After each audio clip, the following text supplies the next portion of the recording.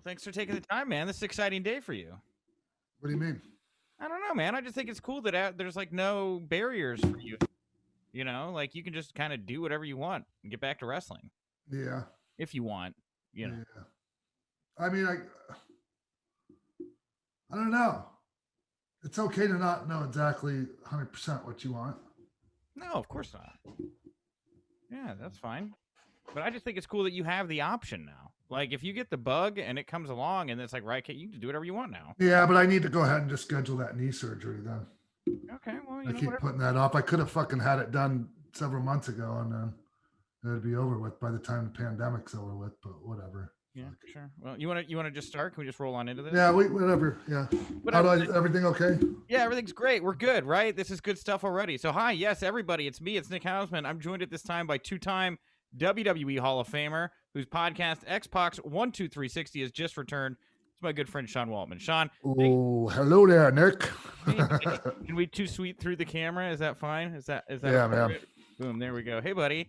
Long time no chat. It's only been a week or so here, man. I'm really like I said, just as we were rambling on to start this thing, I'm happy for you, man. Like, I know a lot of people knew about your story that you had Hep C and like you couldn't wrestle, and everybody was really upset about that. But that's not a problem for you anymore. No, it's not. So, I mean, and you know, yeah, that sucked finding that out. Like when I just came back to the States and, you know, was about to have a little bit of a run at TNA. Yeah. Or Impact or whatever we're calling it. Yeah. And then, excuse me. So just a little background on that. We had a pay-per-view, TNA pay-per-view. Yeah. Scheduled in, where was it? Missouri somewhere? Okay. Was it St. Louis? I forget, but is this this isn't the one where you guys were the Flying Elvises or whatever? No, it was supposed to be Scott, me and Scott and Kevin versus the Dudleys.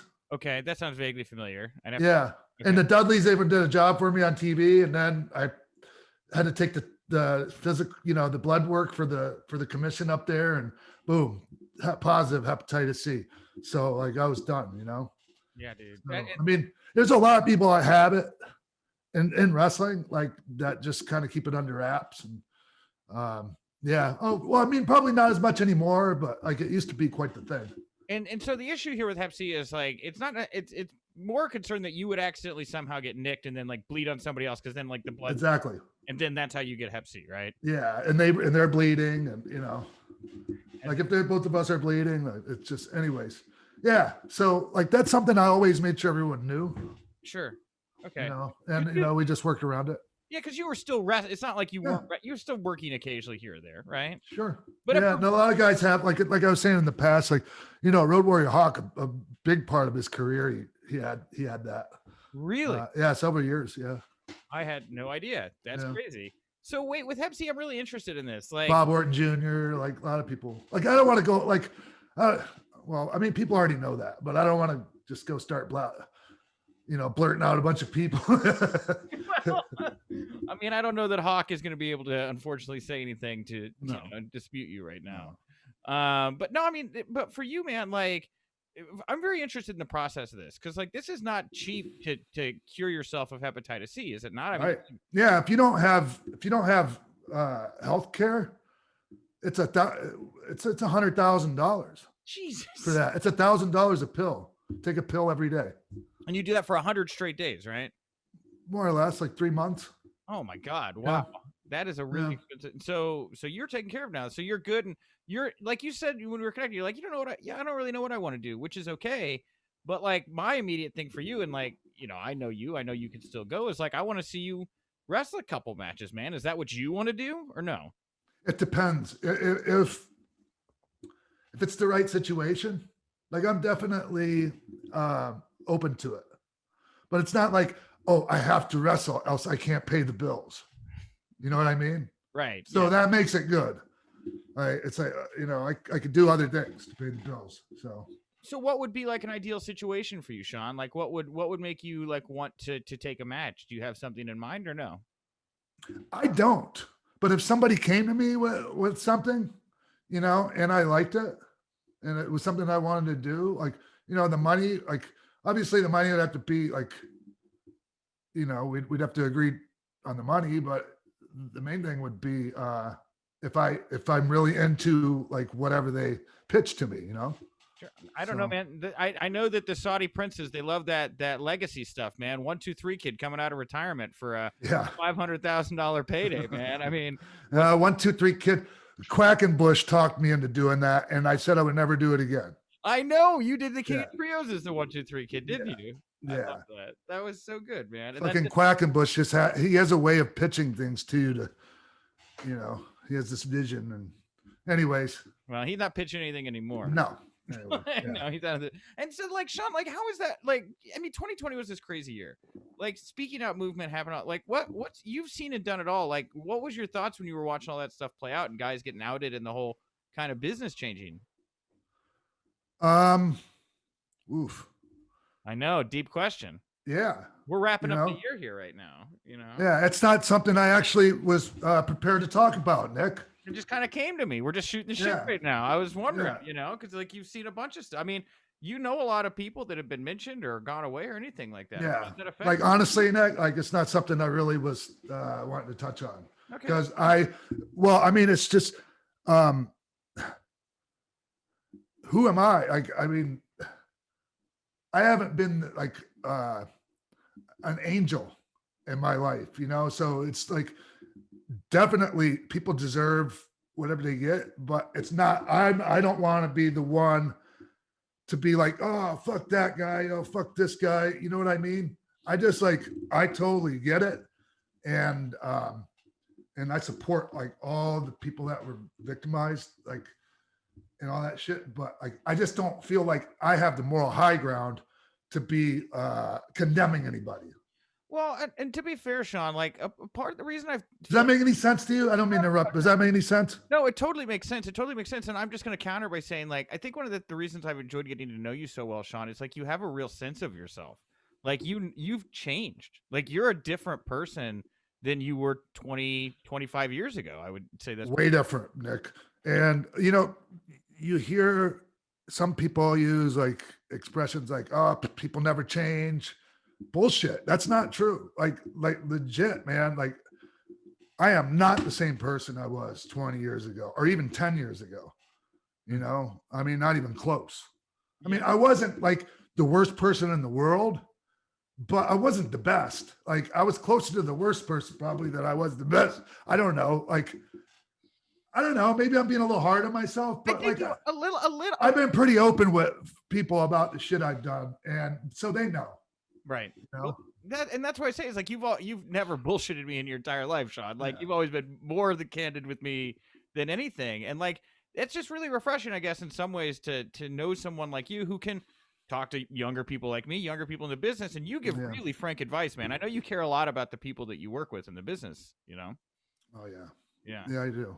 Well, and that's the thing is like, you know, going back to like you getting clean and like maybe wrestling a couple more matches, you know, you talk about that difference now about how you've changed. And I go back and it made me think of that Mike Tyson fight he just had where he's like not fighting like he was in his 20s, you know, where he was fighting for the party. He was fighting for it because he loved to box and go out there and he really wanted to show himself and be the best. And I'd just be interested to see you in a space like that now, reapproaching it like a match with Ali, right? Or a Gargano or somebody else that I feel like you would work really, really well with, you know? I mean, that's assuming WWE would even be interested in putting me back in one of their rings. If not, like, I'm happy to explore other options. That's for sure. Yeah, for sure. But I love WWE and, you know, I would prefer, you know, it'd be them, but if not, you know. Yeah, well, they got Legends Night on Monday night. You know, what are you doing? You know? Yeah, and so, you know, like some people are going, hey, how come you're not on that? It's because I'm on every other freaking Legends thing they ever have. Enough of me and my friends for a while.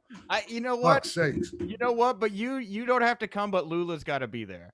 Like, I think people would get a big pop, you know, even if you're not there. The sad part is, Nick, the days of her traveling with me everywhere are over with. Like they changed the laws, like, you know, the having your pets in the cabin, like in the aircraft and stuff, you know. Oh, you can't bring Lula everywhere with you now? It's not going to be as easy, that's for sure. And she's getting older, and so. No, that's unfortunate. Yeah. Well, I mean, you say possibly elsewhere, so like you keeping up with AEW, you keeping up with ROH and all that stuff. If you know something happened. AEW, like I'm following them a bit, and you know, I want to follow ROH more. I just like I really wish that I knew how to find them easier. You know. Yeah, it's all online. You got to go to ROH World and stuff like that. They're interesting right now, you know, because, you know, everybody obviously is talking AEW and WWE stuff, but, you know, Mike Bennett, Maria Kanellis, there's other people that are floating on ROH right now that I like, and I think would be really good. Brody King. Brody King, yeah. And I would, of course, be remiss if I did. I mean, talk about AEW, man. I mean, Brodie Lee. I mean, we're just 48 hours kind of removed from finding out the news. I mean, I don't know. Did you know Brodie at all? Did you? I know him a bit. I knew him from like being on independent shows with, because like, you know, before he came to work for WWE, you know, he made a hell of a name for himself. I was a big Brodie Lee fan. Yeah. You know, he was like, he had kind of like a trucker gimmick. Yeah. I don't know what it was, but we wore trucker hats and, you know, anyways, he was Brodie Lee, and fuck, I was a big fan of his, man. And so I got to know him a little bit as a human being. And so I can only echo what everyone else is saying about him, you know? And man, like really, Nick, man, I hate to say this, I almost got numb to all the people dying, man. But you know, then you see, you know, like a picture of Brodie with his kids, and oh man, it just breaks my fucking heart, man. Yeah. Yeah, I mean, it was a rough year. I mean, between Brodie, I mean, we had Shad Gaspard just a couple months. Yeah, dude, it's just like way too young. Like man. really, like it's like the universe just said, hey, let's just pick the best people, like some of the best people out of wrestling, and let's take them away. You know, like, you know, I mean, it's not like Shad Gaspard was like making huge headlines, like for what he was doing in wrestling, but everyone loved that guy, and he had a lot, like he had some things going on, you know. Yeah, in Hollywood, and you know, yeah, he was working the indies a little bit too with JTG. He was doing some GCW stuff.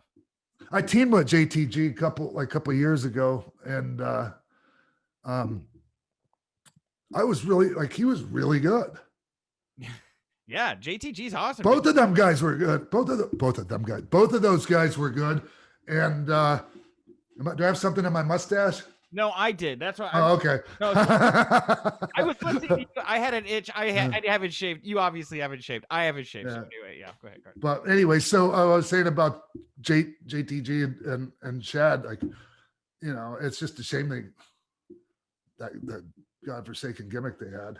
Yeah, that was ill-advised, right? It's like, I would imagine at some point, maybe I'm wrong, but somebody was like, Vince, do we want to do this? Like, I mean, it's a little late to litigate that now, but like it was a shame because they were really good. Well, JTG could still go, man. I was actually kind of surprised to see after Shad's passing with everything that was going on. I'm surprised JTG didn't get an outreach or an olive branch or something sent out to him. I think that fans would really be there for him right now if he came back and wanted to do something, you know? Yeah, for sure. Well, last thing, or I guess kind of one of the things I want to ask you about AEW. Sting is back, right? What do you think about Sting coming back at AEW? How do you feel they've handled him so far? Well, you know, people can criticize, oh, they should have done this with him, or that, you know, they should have done that. And I mean, I was fine. I'm a big fan of them signing Sting, for sure. Yeah, for sure. He is an icon, by any definition of the word. Like, I've said this a little bit already. He didn't get the treatment like I think that everyone would have liked to have seen him get for WWE, and it just wasn't going to happen, Nick. Like, if we're going to be honest with you, I knew it wasn't going to happen. Like, they didn't treat him badly. They treated him well, like they do everyone, but just not creatively, if that makes any sense. Well, and again, like, we don't really know fully what they would have done with him because he got injured, right? I mean, they had him in a world title program. That's true. Yeah. It just didn't turn out because he got injured, right? So, I mean, I'll give him the benefit of the doubt. There was more to come. And then on the other side of it, on Wednesday nights, NXT, NXT is consistently not doing as well in demo and viewership, it would seem. But I think NXT's got a great product right now, man. They do. Do you think that there's a chance in 2021 we see things tighten up a little bit between the two brands, considering the trajectory creatively both of them are kind of moving on right now? I think it's possible. I mean, you've seen the numbers fluctuate, you know, in like a couple of weeks, NXT has beaten AEW in the overalls, you know. I mean, but when that happens, everyone goes, the demo, you know, the demographic, the key demo, right? Which is valid, but you know, so I just think there's room for improvement in the numbers there, and I just think there's, you know, sticking to what they do well. Yeah, for sure. I mean, I like the way that NXT presents the women. Like, that's the big disparity between NXT and AEW for me, is like, I don't really seem to get as much of the women in AEW, but over at NXT, it's like nothing for them to main event or like see big moments with Rhea Ripley and Raquel Gonzalez. It's a very different vibe I get over at NXT at the moment. Yeah. Did you get did you vote on the NXT year-end awards? I have not cast my ballots yet. Have you? I did. Yeah, I did yesterday. Was it yesterday or the day before? What'd you vote for? What were your picks? It was tough. It was really tough, man. Like, I don't have them right in front of me. Yeah. But I went with Adam Cole. Okay. For male competitor of the year. But it was tough, man. It was tough. I thought Gargano was really impressive, just because sorry for the cough. Because we'd only seen him as the ultra white meat baby face, right? Like, and then, you know, in 2020 he did some incredible work as a heel. Like, some of the stuff he did, like from his house, you know, at Candace, like some of those segments, I just thought they were fantastic, man. Well, I just thought he showed a really wide range. The one they did on Wednesday night this past week, where he renamed Indy Hartwell Indie Wrestling, and like Austin Theory's just like handfuls of like protein powder, I thought was really funny, dude. Like, that was some of the best stuff I'd seen on TV. The other thing I really like in NXT right now is what they're doing with the with Boa and the other girl, Zia Lee, I think right now. Zia Lee, I'm a huge fan of hers. Dude, huge fan. Dude, those are crazy vignettes right now where they're like forcing that. Like, I've never seen anything like that in WWE. That's pretty vicious and raw, man. Yeah. So there's a breakout star category. Yeah. And she was listed on there. Like, Austin Theory got it for me. Like, I just thought I just thought he got it. Yeah. But I was really close to giving that to Zia Lee. So you seem like you're a little bit more in touch with the NXT product. Are you still going down? Or, I mean, I guess right now the pandemic's weird and everything, and nobody's really traveling or anything. But are you still getting input? Are you still getting to work with the talent that's down in the Performance Center right now, or no? I like some of the people I was working with, like, I keep in contact with, and, you know, we communicate, and, you know, they ask me for feedback on things, and, you know, I give it, and because you know, you develop relationships with people, and like, and so, yeah, I got kind of close with some of the people down there, you know. Yeah. Anybody you want to mention, or no? Would you rather keep that? Well, I don't want to pick, you know, like favorites, I guess. Yeah. All right. What about Pat McAfee, man? Are you as impressed with McAfee as like everybody else seems to be in the pro wrestling business right now? Sure. Like, I don't want to seem like, I'm jumping on the bandwagon, but yeah, of course. How can you not be? Well, no, and he comes in with an athletic background, you know, so it's not like he's just some jabroni, you know, he's like an actually real professional athlete, you know? Yeah. Do you think he could hang on the main roster? Do you think he would be an asset for a Raw or SmackDown if they brought him up to one of those bigger rosters? Maybe. And like, he is an asset wherever he goes. Come on, let's be honest with you. He has his own built-in, you know, following from his show. And so, you know, he brings a lot to the table, and he does well out there. No, I've read something, I don't know, like if it's storyline stuff but you know, I read there was a decision to take him up TV completely for who knows what that's about. Yeah, I have a theory. I'm probably wrong because like all I do is speculate. Because like sometimes I find out news and then other times I'm just connecting the dots. But I don't. I mean, he seems like he'd be a great Rumble entrant, surprise Rumble entrant. Take him off TV for a while. I don't know if you have Pat McAfee win the Royal Rumble. That seems kind of crazy, but it seems like a good time to like cool him off a little bit to bring him back as a little bit of surprise or something like that. Yeah, I just thought like I liked what they were doing with him. I liked them sticking him with Oni and Danny. Yeah, and Pete. I don't know. Pete. Yeah. No. Like, I don't know. I mean, dude, well, like Pete and Kyle O'Reilly, man. Like, I think it was like we were just about to record the last week's show and I was just wrapping up, like, or just starting to watch that match, man. And dude, just some of those guys can just go right now in NXT. That again, like, you're looking at the NXT AEW dynamic. That's another thing for me is just the quality, I think, of the matches you get in NXT are just different. I don't know, maybe a little bit more structured. Kyle O'Reilly's been running on all cylinders for quite a while now. Like I think that he's there's no one putting out better stuff than him right now in the ring. Yeah. I mean, maybe guys just as good as him or whatever, because that's how tight the competition is there. But I just think like his stuff is as good as anyone's right now, in my opinion.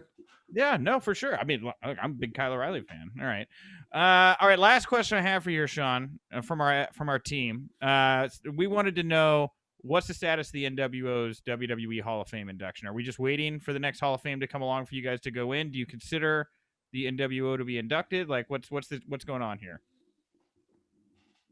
No, it's not happened yet. No, it's not. So you guys, you're just waiting for the next induction to come along, and then you guys are just going to be like part of that next class. Is that? I mean, like I've been signing 8x10s, and I still like I put 2-time Hall of Famer on there, but it just hasn't happened yet. Okay. I don't have the ring yet. I only have one ring still. Okay, well those are good rare. Those are rare autographs. And in that weird period where you were quite a 2-time Hall of Famer. Yeah. All right. Yeah. I mean, because obviously, is Batista? Is he a Hall of Famer yet? No, because he's part Bradshaw. I don't think so, because they're part of your class, right? Right. Upcoming class. So, and if you get a solo induction, then you'll be tied with Ric Flair, right? Yeah. You think that'll happen? You planning on it? it? I've said this already, and like I mean this from the bottom of my heart. I have no desire whatsoever to stand up there by myself and give an acceptance speech for another Hall of Fame. Like, yeah, I don't like that situation, standing there in front of thousands and thousands of people. It's one thing to be in front of all those people and to have a match, but it was never my thing. I think everyone knows I wasn't the big, jabber jar. You were the guy that got flung around. Yeah. I mean, like I said, I had some things to say sometimes, and I think they came off authentic, and I think that's why people liked me. But I was not getting, promo of the year awards ever. Well, I mean, you had some iconic moments. Obviously, there was the big comeback to WWE where you came back as X-Pac. Yeah. I think that was a big promo moment for you. So anyway, yeah. Well, your podcast is back now, Sean. X-Pac 12360. I came over there. It was a lot of fun. I like Emily a lot. She's very, very nice. Like, very right. She tweets me. She sends me DMs. She keeps me in the loop on everything. She's such a nice person. Yeah, she's just now getting used to me and my moodiness. Well, I mean, here's the thing. So like, I had a blast doing the podcast with you. It was funny to me with Emily because she doesn't like know us, right? And so like when you start talking about how like I saw your dong, or like you ripped your asshole, or like whatever gross, fun, stupid thing it is that we think that is hilarious to talk about. I don't know that she enjoyed it as much. I don't know. No, but you know what? That's kind of the beauty of it, right? It's like the awkwardness. It is. Like I'm a huge fan of the whole awkward, making things awkward in the room. Sure. Like my wife, right? Already. Yes. So a lot of people don't know my wife's black. Right. She's a beautiful black woman, and so last year the WrestleMania, the one before, just got canceled. 33. When we were inducted with DX, and it's me and It's me, my wife. She's not my wife yet. And Honky Tonk Man are in like a green room. Okay. And then and so Honky Tonk Man says something to me, and I called him Honky, and then I looked at my wife and I said, "That's our word. Is you're not allowed to say that." And fucking Honky Tonk looked at me and just turned bright fucking red. It was so funny. Yeah, Honky Tonk. I have too many weird. And then Honky Tonk Man, like just trying to, cut through the awkwardness, started to try to tell a story about, oh Jesus Christ,